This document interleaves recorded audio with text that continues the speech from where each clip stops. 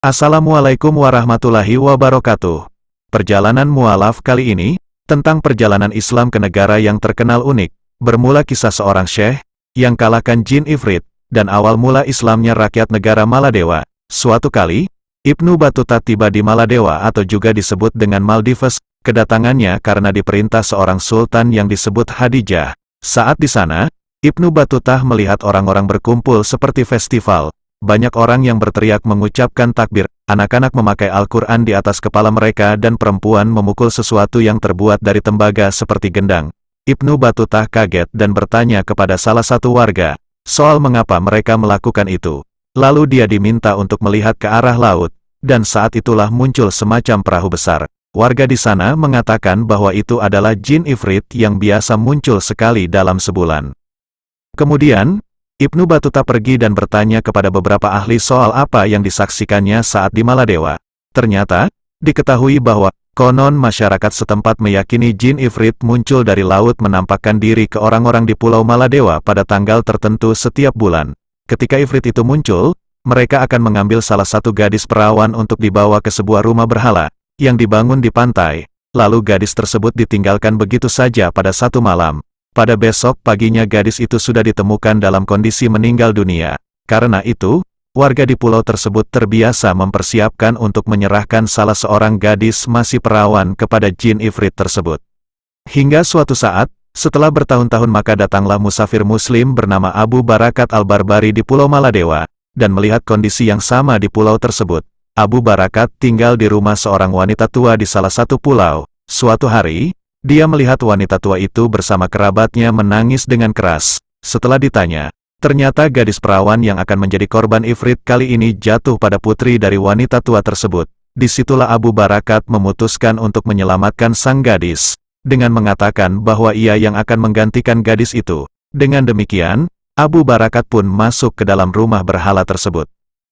Di dalam rumah berhala, dia membaca Al-Quran, ketika jin ifrit muncul di hadapannya dan mendengar ayat suci Al-Quran, si ifrit langsung kembali ke laut.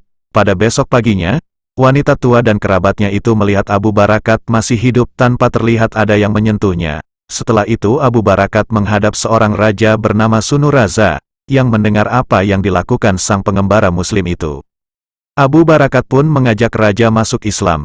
Lalu si raja meminta Abu Barakat untuk tetap di pulau sampai sebulan ke depan. Jika Abu Barakat melakukan hal yang sama dengan jin ifrit itu, maka raja tersebut akan masuk Islam. Hingga akhirnya, sang raja dan keluarganya masuk Islam. Selanjutnya penduduk di pulau itu pun masuk Islam, dan mereka hidup sesuai mazhab Imam Maliki. Sebagai tanda terima kasih dan mengabadikan namanya dengan membangun masjid di pulau itu menggunakan nama masjid dengan Abu Barakat. Mulai dari situ Islam merupakan agama resmi negara Maladewa yang dinyatakan secara tegas dalam konstitusi Maladewa. Negara Maladewa menerapkan hukum Islam sebagai salah satu penentu status kewarganegaraan. Setiap warga negara diwajibkan memiliki ketaatan pada agama resmi. Maladewa adalah sebuah negara kepulauan yang terdiri dari kumpulan atol, suatu pulau koral yang mengelilingi sebuah laguna. Di Samudra Hindia, Maladewa terletak di sebelah selatan barat daya India, sekitar 700 km sebelah barat daya Sri Lanka. Negara ini memiliki 26 atol yang terbagi menjadi 20 atol administratif dan satu kota. Maladewa merupakan negara dengan populasi dan luas wilayah terkecil di kawasan Asia serta berpenduduk 100% beragama Islam. Tinggi rata-rata permukaan tanah di Maladewa adalah 1,5 meter di atas permukaan laut.